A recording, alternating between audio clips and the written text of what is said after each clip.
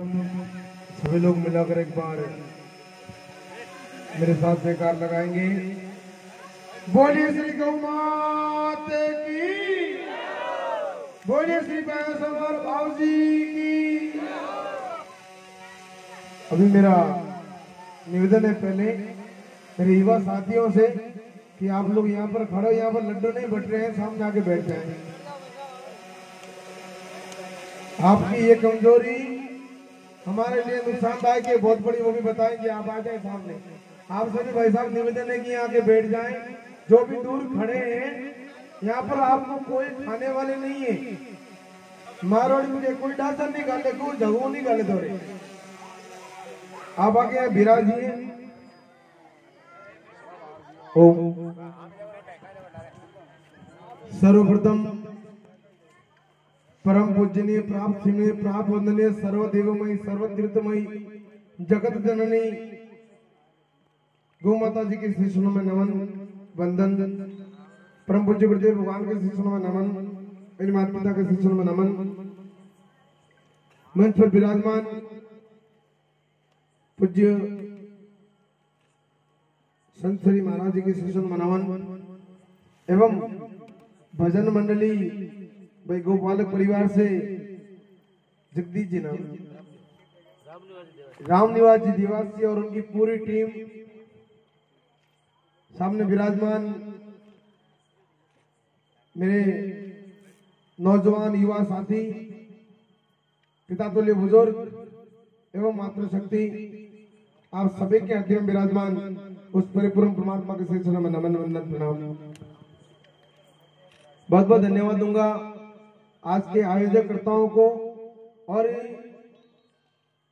सबसे अहम धन्यवाद के पात्र हैं जो मुझे 350 किलोमीटर से आने के लिए मजबूर करने वाले प्रकाश जी श्री और उनकी टीम को। करीबन 350 किलोमीटर का सफर करके यहाँ आया हूँ एक प्रकाश जी के कहने पर। तो ये एक शाम व्यवसाय के नाम और माता जी टेंट, उनकी तरफ से टेंट की व्यवस्था की गई है। अभी स्वागत में एक एक का नाम सुन रहा था मैं। कोई पाबू जी के परिवार से है, कोई पन्ना धाये के परिवार से है, कोई कल्ला जी से, कोई गोगा जी से, कोई महाराणा प्रताप के परिवार से है, कोई विराजमान मेरे प्यारे भाई वाल्मीकि परिवार से है। हम सभी लोग जितने भी यहाँ पर हिंदू भाई बहन विराजमान हैं, आप सभी को पहले तो बहुत बहुत धन्यवाद दूंगा कि आज के इस सत्संग के कार्यक्रम में आप लोग पधार कर अपना समय दे रहे हैं। क्योंकि देखिए देश के अंदर इस तरह की गतिविधियां और इस तरह का संस्कार एक ये फिल्मी अभागों ने फैला के रखा है कि लोगों को सत्संग के नाम पर घृणा होने लग जाती है। और बार कोई नाच वाली बुला लो अटे, कोई वटारी कहेंगे, कोई बॉम्बेरी, कोई हीरोइन की बुला लो अटे, तो थोड़ा को जोधपुरी अटे गाड़ियों लेने लग जाएगा। परंतु सत्संग के अंदर लोग आने से डरते हैं या उनकी मानसिकता खराब हो चुकी है। तो ये सत्संग यानी कि संतों के संग, सत्य का संग, सनातन धर्म का प्रचार, राष्ट्र हितार्थ, हमारे देवी देवताओं का, पूज्य माता जी वैष्णव भावसी का प्रचार में जो ये आयोजन किया है, समस्त पाटवा ग्रामवासियों को बहुत बहुत धन्यवाद और साधुवाद दूंगा मैं आप सभी ग्रामवासियों को। अब आता है विषय डायरेक्ट गौ माता का, और हमने आपको क्यों बिठाया वो बात बता दूं। अभी आपके गांव में कितने घर है, क्या घर है मुझे नहीं पता, कौन है कौन नहीं मुझे नहीं पता, परंतु मैं डायरेक्ट देश की स्थिति को लेकर आप लोगों की बात करूंगा मैं। क्योंकि आज जिस तरह से मैंने देखा इस सत्संग में एक गांव का कार्यक्रम होने के बावजूद भी कुछ युवा वहां खड़े हैं, कुछ युवा पीछे बीड़ी फूंक रहे होंगे, कुछ युवा इधर खड़े हैं, कुछ उधर खड़े हैं, कुछ उधर खड़े हैं। और ये बीच में जो जगह खाली पड़ी है, काश अगर ये जगह खाली नहीं होती तो आपके दुश्मन आपके अंदर घुसने का प्रयास नहीं करते। जिस दिन आप घुटने से घुटना मिलाकर बैठना सीख जाओगे, जिस दिन आप कंधे से कंधे मिलाकर चलना सीख जाओगे, यकीनन विश्वास करना मेरे भाई बहनों, कोई भी दुश्मन आपके घर की तरफ बुरी नजर डालने से 7 बार सोचेगा। इसलिए भाई, सब भाई हैं, जितने भी यहाँ पर विराजमान है सब भाई बहन, एक परिवार है हमारा। हम परिवार के लोग अगर आज से आपस में बट के बैठना शुरू कर देंगे तो इस देश के दुश्मन, हमारे धर्म के दुश्मन, राष्ट्र के दुश्मन, गौ माता के दुश्मन, जितना भी ये लोग हैं वो आपके ऊपर बुरी नजर डालेंगे। इसलिए आप लोग इस बात का ध्यान रहे कि आज के बाद कहीं पर भी कोई कार्यक्रम है तो घुटने से घुटना मिलाए, उस घुटने में से एक तिल्ली भी नहीं निकले, ऐसी एकता बनाने का प्रयास कीजिए मेरे भाई बहनों। जिस दिन आपने एकता बना ली उस दिन सनातन धर्म की, इस राष्ट्र की विजय अपना आप हो जाएगी। जय श्री राम, जय श्री राम। यहाँ पर हमारे चंद्रशेखर जी गौड़ बिलाड़ा से पधारे हैं, आपका भी स्वागत। बिलाड़ा गौशाला से जो टीम पधारी है उनका भी बहुत बहुत स्वागत है। और मेरे साथ में जो हमारे कमांडो फोर्स के अरविंद जी, चंदन जी, कैलाश जी, आप जो पधारे हैं आपका भी बहुत बहुत स्वागत, क्योंकि आपने अपना समय देकर, आप सारे लोग व्यापारी लोग हैं, अपना समय निकाल के यहाँ पर पधारे। अब बात आती है डायरेक्ट गौ माता की, क्योंकि हर मंच पर मेरा तो एक ही काम है, मैं गौ प्रचारक हूँ, इसलिए बात गौ माता की करेंगे। देखिए, आज हम जिसको मां मानते हैं, सनातन धर्म की जड़, संपूर्ण विश्व की माता, 4 वेद, 6 शास्त्र, 18 पुराणों में जिसको गावो विश्व से मात्र का दर्जा दिया गया, आज वो गौ माता जी गलियों में कूड़े कचरे प्लास्टिक खा के मर रही है। कत्ल खाने कुछ ऐसे दलाल लोग हैं जो पैसों के लालच के भूखे भेड़िए गाय को कत्ल खाने भिजवा रहे हैं, और कुछ इतने निर्दयी लोग हैं, इतने अत्याचारी लोग हैं, दुष्ट लोग हैं, राक्षस लोग हैं, जो अगर उनके खेत में जरा सा मुंह डाल दे तो उसको कुल्हाड़ी तक मार के चीर देते हैं। ऐसे ऐसे दुष्ट बैठे हैं इस देश के अंदर। और विशेष तौर पे ये राजस्थान की भूमि पर, ये राजस्थान की भूमि, महाराणा प्रताप की भूमि, पृथ्वीराज चौहान की भूमि, पन्ना धाय की भूमि, तेजाजी, कल्लाजी, गोगाजी, बाबूजी, मामाजी, ऐसे वीर महापुरुषों की भूमि, जिन्होंने गौ माता की रक्षा के लिए अपने प्राणों का त्याग किया। ये धड़ कट गया परंतु, सर कट गया परंतु धड़ लड़ता रहा गौ माता के लिए, घर परिवार का त्याग कर दिया। ऐसे ऐसे वीर महापुरुषों की भूमि से आज गाय की तस्करी हुई है। आज गाय की हत्या के लिए यहाँ से लोग हैदराबाद तक लेके जा रहे हैं, वेस्ट बंगाल तक लेके जा रहे हैं, कलकत्ता तक लेके जा रहे हैं, तमिलनाडु, केरला तक लेके जा रहे हैं। तो इसका कारण क्या है? कौन जिम्मेदार है? क्या वो लेके जाने वाले अकेले ही जिम्मेदार हैं? क्या वो काटने वाले अकेले ही जिम्मेदार हैं? नहीं,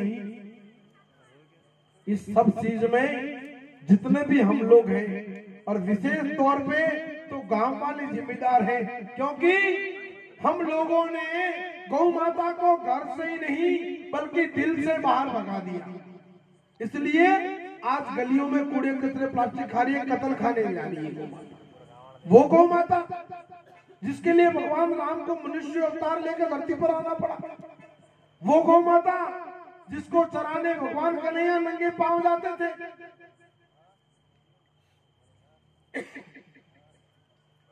बोल बोल के गला बैठ गया है, कहीं के कार्यक्रम चलता रहता है। इसलिए आज वो गौ माता इतनी दुखी है और गौ माता से भी ज्यादा दुखी अगर कोई है तो आज के जमाने में, आज के समय में गौ माता ने और पृथ्वी माता ने हम मनुष्य को बता दिया, एक मामूली कोरोना नामक राक्षस को भेजकर कि मनुष्य तुम्हारी कोई औकात नहीं है। और आज इंसान सबसे ज्यादा अगर कहीं दुखी है तो भारत की भूमि पर है, क्योंकि ये कोरोना नहीं है, ये तो गोरोना है, गांठ का रोना है। इस भारत मां के चरण हर रोज गाय के खून से धोने जा रहे हैं और हम लोग अपनी ऐसो आराम में अपनी जिंदगी में मस्त हैं। इसलिए मेरे भाई बहनों, मैं इतना ही निवेदन करना चाहूंगा कि गौ माता की रक्षा के लिए एक कदम आगे बढ़ाएं। सनातन धर्म की रक्षा के लिए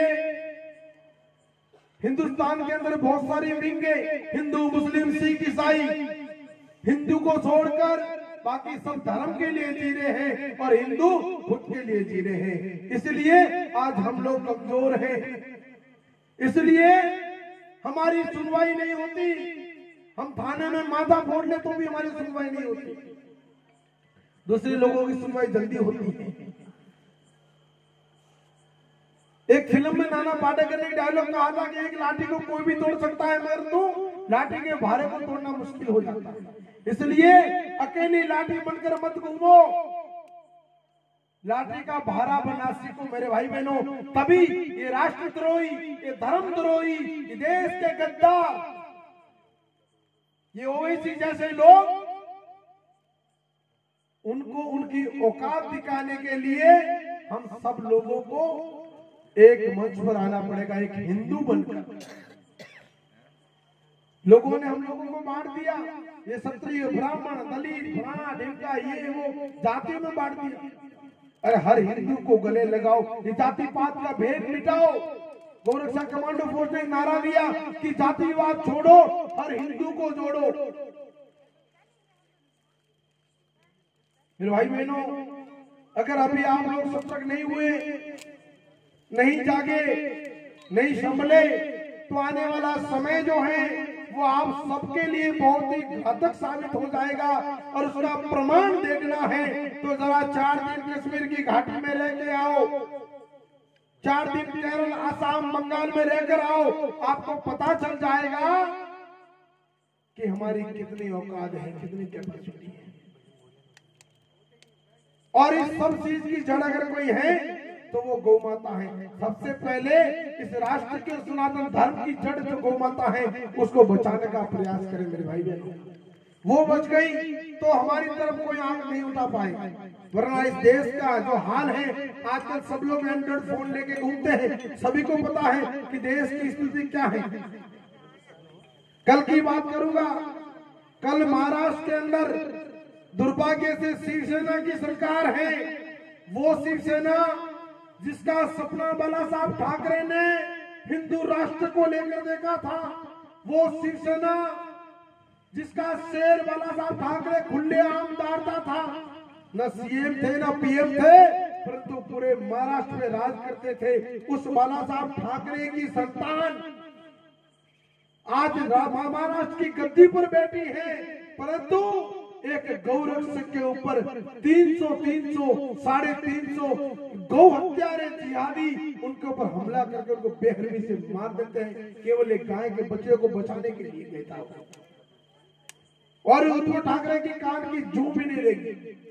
इसलिए मैं आपको कहना चाहूंगा कि अगर आप धर्म की रक्षा करना चाहते हैं, सनातन संस्कृति की रक्षा करना चाहते हैं, अपनी बहन बेटी और परिवार की रक्षा करना चाहते हैं, गौ माता की रक्षा करना चाहते हैं, तो इन नेताओं के दल्लों के भरोसे रहने की आवश्यकता नहीं है। ये खाकी वाले और ये खादी वाले खुद की रक्षा नहीं कर पाते, खुद के लिए 10-10 बॉडीगार्ड लेके घूमते हैं, तो आपकी क्या रक्षा खाक करेंगे ये लोग? इनके भरोसे आप खुद की रक्षा नहीं कर पाओगे। इसलिए हर हिंदू को सक्षम होना पड़ेगा, हर हिंदू को अपना परिवार की रक्षा करने के लिए हर तरीके से सक्षम होना पड़ेगा। किसी के भरोसे कुछ नहीं होगा मेरे भाई बहनों। ये लोग खाली वोट बैंक की राजनीति करने के लिए आपके पास आते हैं, वोट लेके जाते हैं और उसके बाद में तू कौन और मैं कौन। इसलिए गांव की एकता, नगर की एकता, जिले की एकता और धर्म की एकता वो मायने रखेगी मेरे भाई बहनों। अगर आप में एकता होगी, आप में अगर कैपेसिटी होगी एक साथ जुटकर लड़ने की, तो अच्छे अच्छे लोग आकर आपसे पूछेंगे, वरना कहीं भी कोई सुनवाई नहीं होगी। क्या हुआ पाथड़ी के अंदर, क्या घटना हुई देखी नहीं आपने? जालौर जिले के पाथड़ी में एक बच्ची की बेरहमी से हत्या और रेप हो गया। क्या हुआ? मामला ठंडा हो गया। अभी ताजी घटना भीनमाल के पास सुंदा पर्वत पर दो नाबालिग बच्चियों को घर से अगवा करके उनके साथ में बलात्कार कर दिया गया, उनको बेरहमी से घायल कर दिया गया उन राक्षसों ने। परंतु ये राजस्थान की गूंगी बहरी सरकारें, जिनकी कान की गूंजू नहीं देख रही है, ये केवल अपनी सत्ता की मस्ती में मदहोश घूम रहे हैं। इनको किसी से नहीं पड़ा, कोई लेना देना नहीं है, मामले को उजागर ही नहीं करना चाहते, वरना सरकार गिर जाएगी। इनको तो सरकार बचानी है, इनको तो अपना पांव जो है, कुर्सी का पहिया है, वो पांव है, उसको सुरक्षित रखना है। किसका बलात्कार हो, किसके हत्या हो, उनको किसी से कोई मतलब नहीं है। हर रोज ये राजस्थान के अंदर हर रोज न जाने कितनी ऐसी घटनाएं हो रही है जो मैं बयान नहीं कर सकता अपने मुंह से। पिछले 15-20 दिनों के अंदर 18 से 22 रेप और हत्या हो गई है। कई करौली के अंदर किसी पुजारी को जिंदा जला दिया जाता है, परंतु यहाँ पर बवाल नहीं होता। बवाल केवल करने के लिए उन लोगों को हाथरस ही मिलता है। हाथरस में बवाल करने के लिए चले जाएंगे, परंतु राजस्थान में बवाल करने के लिए कोई नहीं आएगा, क्योंकि यहाँ तो उनकी सरकारें हैं। इसलिए ये बीजेपी हो या कांग्रेस हो या शिवसेना, बसपा, आम आदमी, कोई भी पार्टी हो, मैं किसी पार्टी का व्यक्ति नहीं हूँ, न नेता हूँ न दलाल हूँ, न नेता हूँ न दलाल हूँ।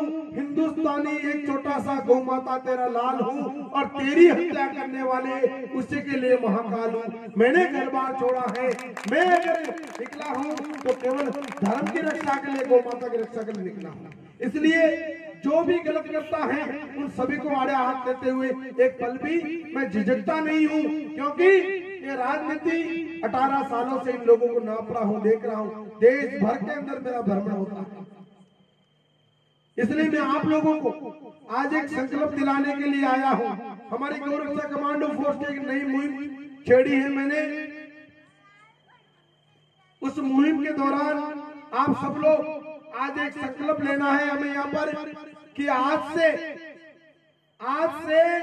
हर रोज दिन में 1 से 2 घंटा हम सनातन धर्म के प्रचार के लिए देंगे, और उस प्रचार में हमारा कार्य है मुर्दों को जगाना, अंधों को आंखें देना, दिखाना, उनको सोए हुए लोगों को जगाने का कार्य करना है।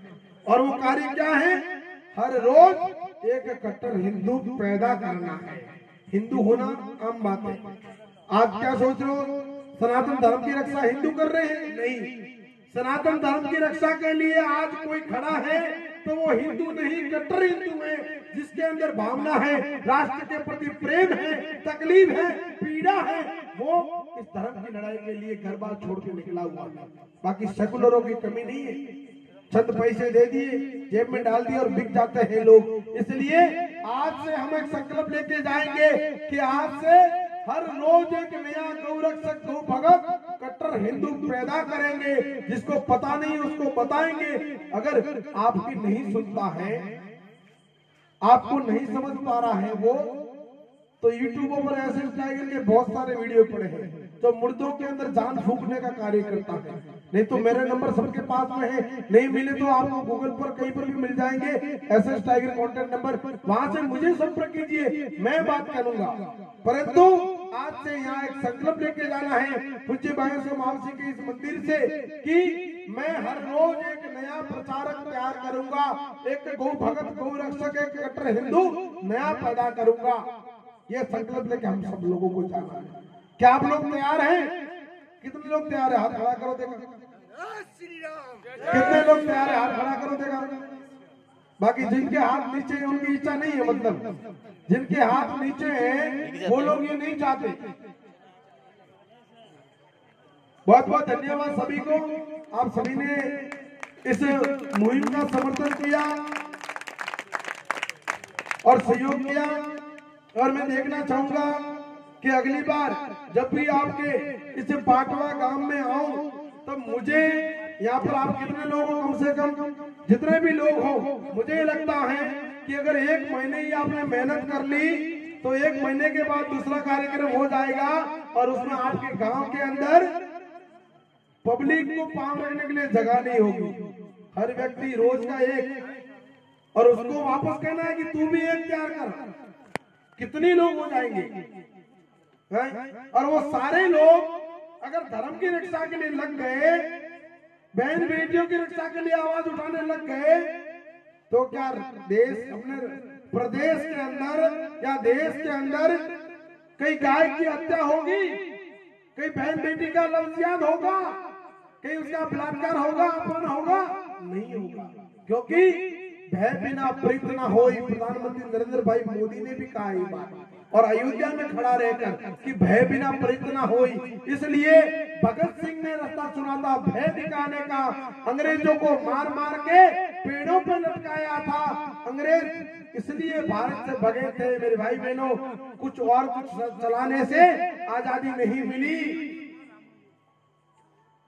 समझ रहे मेरी बात? आजादी भय से मिली है। भगत सिंह, चंद्रशेखर आजाद, मंगल पांडे, राजगुरु, बटुकेश्वर दत्त, ऐसे जो लोग थे, अशफाक उल्लाह खान, ऐसे जो लोग थे, उन लोगों की बलिदानी, उससे आजादी मिली है। जो मैं इस मंच के माध्यम से कहना चाहूंगा कि जो मेरे राष्ट्र से प्रेम करेगा, जो मेरी गौ माता को मां मानेगा, जो मेरी बहन को बहन मानेगा, मेरी भारत माँ को अपना माँ मानेगा, वंदे मातरम का नारा लगाएगा, भारत माँ की जय बोलेगा, गौ माता की जय बोलेगा, वो हर हिंदुस्तानी मेरा अपना परिवार है। और हिंदुस्तान में रहकर आपने देखा होगा, यहाँ हैदराबाद से भाई साहब गुजर साहब पन्ना धाय के वीर सुपुत्र आए हैं, उनको पता है हैदराबाद में वो मेरा बड़ा साला, 16 साल छोटा साला दोनों रहते हैं वहां पर। वो कुछ दिनों पहले कह रहे थे कि मेरे गर्दन पे छुरी रख दी तो नहीं बोलेंगे, तुम क्या करोगे? अरे वंदे मातरम भी बोल रहा है, जनगण मन भी बोल रहा है, अब तिरंगा भी फैला रहा है। समझ रहे हो ना? ये सारी चीजें हो चुकी हैं। और इसके बाद में मैं गया था ससुराल और जाके उसके वो हॉस्पिटल के क्या है उसके सामने खड़ा रहकर ये चीज देके आया हूँ, पड़ा है, देख लेना यूट्यूब के ऊपर। तो ये सारा चीज भय के बिना नहीं होता। अब उनको भय है कि अब अगर हमने राष्ट्र के साथ गद्दारी की, धर्म के साथ गद्दारी की, तो हमारी खैर नहीं है। इसलिए आप सभी से निवेदन करूंगा कि कोई भी जातियों में ना बटे, नेताओं के चक्कर में ना आए, क्योंकि ये अंधे मंत्री, गूंगे नेता, अपंग सारे अधिकारी हैं। संसद में और विधानसभा में हत्यारे बैठे हाथों में उनके आरी हैं। बहुत काट दी गाय गद्दारों, अब तुम्हारी। इसलिए कहना चाहूंगा आप लोगों से कि हमें गौ माता को बचाने के लिए गांव को एक होना पड़ेगा। और ये क्रांति गांव से ही शुरू हुई थी। मैं आपको बता दूं, भगत सिंह ने दिल्ली में जाके किसी को क्रांति नहीं छेड़ी थी। भगत सिंह ने टोली बनाई थी, आजाद हिंद फौज, और काम शुरुआत में गांव से किया था। अंग्रेज लोग वहां जाते थे वसूली करने के लिए, हिंदुस्तानियों को मारते थे। भगत सिंह उनकी टोली बनाई, ज्यादा भीड़ की जरूरत नहीं थी, 10, 15, 20 लोगों की टोली बनाई और जाके पेड़ों पे छुप जाते थे। जैसे ही अंग्रेज आए उनको मारने के लिए, उनको टपका टपका के टांग देते थे। और जैसे ही उनकी लाशें दिखने लगी, अंग्रेज लोग गांवों में जाना बंद कर दिया, ये वसूली लगान लेना बंद कर दिया और धीरे धीरे यहाँ से खिसकते गए। इसलिए मेरे भाई बहनों, धर्म की रक्षा के लिए भय जरूरी है। और दूसरी बात कहूंगा कि आज के जमाने में मुझे लगता है कि किसी ऐसा कोई घर नहीं होगा जिनके घर में एंड्रॉइड फोन नहीं है, परंतु एंड्रॉइड फोन आप रखो, उसका सदुपयोग करो, परंतु उसके साथ में 1000-1500 की कोई तलवार भी तीखी करके घर में रखो, वरना ये एंड्रॉइड फोन में वीडियो बना के वायरल करने में ही काम आएगा। अपनी रक्षा के लिए, अपने परिवार की रक्षा के लिए घर में एक हिंदू को, हर हिंदू को एक हथियार रखना भी जरूरी है। जब तक आप हथियार आजकल देखने के लिए मिलता है, हिंदुओं के घर में जाइए रसोई में तो चाकू से बराबर ढंग से प्याज भी नहीं करता, चाकू भी ऐसी मिलती है हिंदुओं के घर में, और बड़ी बड़ी बातें ठोकते हैं बार। इसलिए आपसे निवेदन है, और अपनी इन बहनों को भी, ये बहनें केवल घूंघट में रहने लायक नहीं है, इन बहनों को भी सक्षम बनाओ, उनको भी हथियार चलाना सिखाओ, अपनी रक्षा करना सिखाओ और अपनी फ्रेंडों की रक्षा करना सिखाओ। एक निवेदन करना चाहूंगा युवाओं से कि देश के अंदर एक लव जिहाद नाम की बहुत बड़ी बीमारी चल रही है, इसलिए आप सभी लोगों से विशेष निवेदन है, गौ रक्षा कमांडो फोर्स का एक मिशन है कि लव जिहाद रोको, जहां देखो वहीं ठोको। कानून है नहीं, कानून नाम की चीज नहीं है ना, तो भारत में कानून नहीं हो तो हम अपनी बहन बेटी की इज्जत बचाने के लिए हमें जो करना पड़ेगा हम कर सकते हैं। इसलिए हमने मिशन छेड़ा है कि पहला मिशन गौ काटने वालों के हाथ काट दो, सालों के लव जिहाद रोको, जहां देखो वहीं ठोको, जातिवाद छोड़ो, हर हिंदू को जोड़ो, ऐसी ये मिशन के नाम है। आपसे निवेदन करूंगा युवाओं से, जो भी शहर में, बाजार में, कहीं पर भी रह रहे हैं, दिन में 2-3 घंटे निकाले, सुबह और शाम। अपनी बहनें स्कूल और कॉलेज, मंडी लाके भी जा रही है, सब्जी मंडी कहीं पर भी जा रही है, और अपनी बहनों के आसपास कहीं पर भी ये छोटे का पजामा और बड़े का कुर्ता पहनकर घूमने वाले लोग अगर उनको दिखाए, उनको डराने की प्रयास करे, उनको धमकाने का प्रयास करे, उनको अपने गंदे जाल और में फंसाने का प्रयास करे, तो उनका इलाज उसी जगह कर देना चाहिए, तभी आपकी बहन बेटी सुरक्षित होगी, वरना नहीं। मेरी बात बुरी तो नहीं लगी? खैर बुरी लगी हो तो कोई बात नहीं, मुझे कोई फर्क नहीं पड़ता। इस चीज के लिए आप लोग तैयार रहे, हम किसी की बहनों पर बुरी नजर नहीं डालते, परंतु कोई हमारी बहन पर बुरी नजर डाले तो हम छोड़ते भी नहीं है, हम उन लोगों के संतान हैं। इसलिए आपसे निवेदन है, जो बात मैंने कही है, मैं कोई आपके सामने वोट मांगने नहीं आया हूं, नहीं आपसे पैसे लेने आया हूं, मैं केवल और केवल जागरूक करने के लिए आया हूं। कुछ ऐसी चीजें हैं जो आपको बात नहीं पता होगी, और बाकी आपसे निवेदन है कि जो भी फोन देख रहे हैं उनसे निवेदन है कि आप क्या सारी बातें नहीं बता सकता, मेरे अंदर तो बहुत सारा दर्द भरा पड़ा है, 18 साल हो गया, मैं तो देश भर के अंदर घूम रहा हूँ मेरा सब कुछ छोड़ के।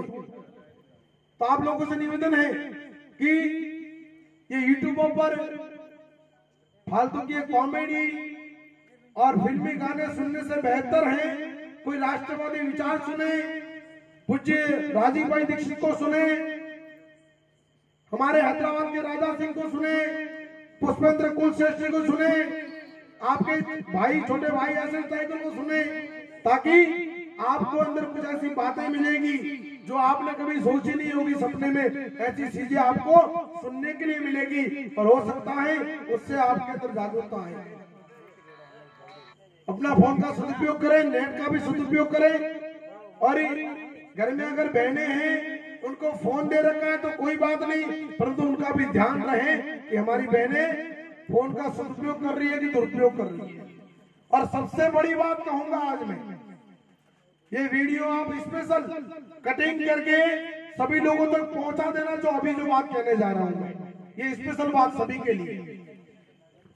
आप लोग अगर धर्म की, परिवार की, बहन बेटियों की और राष्ट्र की रक्षा करना चाहते हो और जीवन में आगे बढ़ना चाहते हो, तो सबसे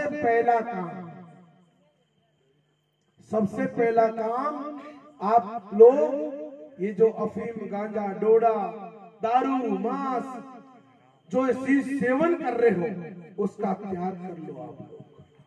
जब तक आप लोग ऐसी चीजों का त्याग नहीं करेंगे तब तक आप लोग किसी की रक्षा करने में सक्षम नहीं हो सकते, बल्कि कुछ भी कर लो।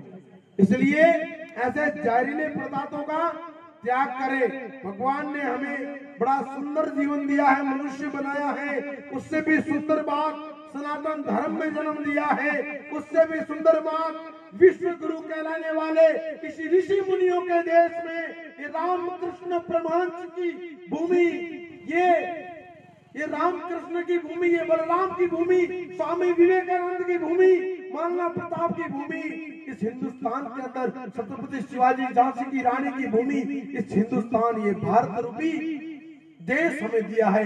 इससे बड़ा गर्व कहीं नहीं हो सकता मेरे भाई बहनों। भारत, देखिए भारत क्या चीज है। हमारे आदर्श पूज्य स्वामी विवेकानंद जी महाराज ने हमें संदेश देके गए कि भारत क्या है और भारत के रहने वाले लोग कैसे हैं। स्वामी विवेकानंद जी भाषण देने के लिए गए अमेरिका, तो वहां पर एक वहां की लेडीज ने पूछा उनको कि आप बड़े सुंदर हो और मुझे एक आपके जैसा बच्चा चाहिए, यानी कि उसकी मानसिकता गलत थी, शादी करने की मानसिकता थी। तो स्वामी विवेकानंद जी ने बड़ा सुंदर जवाब दिया कि बिल्कुल आपका जो प्रस्ताव है हमें स्वीकार है, आज से मैं आपका बेटा और आप मेरी मैया। ये थे हमारे संस्कार, खुद ही बेटे बन गए, आज से मैं ही आपका बेटा, आप हमारी मैया। तो वहीं से उन्होंने देखा कि ये है भारत के संस्कार। फिर एक पत्रकार आया, स्वामी विवेकानंद को पूछा कि ये सर पे पगड़ी क्यों बांध के रखी है। बोले ये हमारे हिंदुस्तान की आन बान और शान है, इसलिए सर पे बांध के रखी। तो कि पांव में जूते ये अमेरिका के क्यों पहने, तो कि ये भाई तुम्हारे यहाँ का कल्चर जो है, अमेरिका का जो कल्चर है वो भोग प्रधान है, इसलिए उसकी जगह पांव में है, और हमारे वहाँ का जो संस्कार है वो योग प्रधान है, धर्म प्रधान है, कर्म प्रधान है, इसलिए सर पे बांध के रखी है। ये वो भारत है। और आज इस भारत को लोग कहाँ लेके जा रहे हैं, छंद अपने वोटों के लिए, अपने नोटों के लिए, अपने स्वार्थ के लिए। इसलिए ऐसे लोगों के बहकावे में नहीं आना चाहिए, वरना आज तो एक दिल्ली में कन्हैया पैदा हुआ है, कल अपने घरों में कन्हैया पैदा हो जाएगा, हमें पता ही नहीं चलेगा। इसलिए मेरे भाई बहनों, राष्ट्रवादी विचार अपने बच्चों को संस्कार दो, संतों के पास भेजो, आश्रमों में भेजो, सुबह सुबह गौशाला में भेजो। रात में घर में अगर किसी के घर में टेलीविजन भी है तो उसमें भी रामायण जैसी कोई ऐसी धार्मिक सीरियल है वो देखो। ऐसा नहीं कि लगा लिया तेरे नाम, इश्क, कमीना, फलाना ढिमका, पता नहीं क्या क्या फिल्म आ जाते हैं। आज घर में परिवार लोग बैठते हैं, ऐसे अश्लील फिल्म का मतलब कुछ और था, और आज इन अभागों ने, इन भांडों ने, फिल्मी भांडों ने फिल्म का पूरा बर्बाद कर दिया। फिल्म का मतलब था पहले कि लोगों को हकीकत बताना, जैसे अंग्रेज लोग जो भारत के लोगों के साथ में अत्याचार करते थे, वो फिल्म के रूप में दिखाते थे आपको, और आपको जानकारी, अनुभव देते थे, ज्ञान देते थे फिल्म के माध्यम से। पर आज उस फिल्म को पता नहीं क्या क्या बना दिया, कैसे गंदी गंदी लैंग्वेज, गाली देना, और हम उनको अपना हीरो मानते हैं। क्या वो अपने हीरो हैं? कौन है अपने हीरो? अपने हीरो कौन है? अपने हीरो कौन है? क्या हम उन भांडों को, ये शाहरुख और सलमान और पता नहीं क्या क्या कैसे लोग हैं, इनका चरित्र देखोगे तो पता नहीं चलेगा, उनको अपना हीरो मान लिया, उनकी डीपी लगा ली, उनका स्टेटस लगा लिया और अपने हीरो बन गए। हमारे हीरो वो नहीं है मेरे भाई बहनों, असली हीरो को पहचानो। हमारे पहले हीरो इस देश की सरहद पर लड़ने वाला वो फौजी, तपती धूप में जब हम लोग एसियों में सोते हैं, उस तपती रेगिस्तान की धूप में वो सरहद पर जाके डटा रहता है देश की रक्षा के लिए। भयंकर सर्दी में हम रेशम की रजाई में सोते हैं, 4x4 के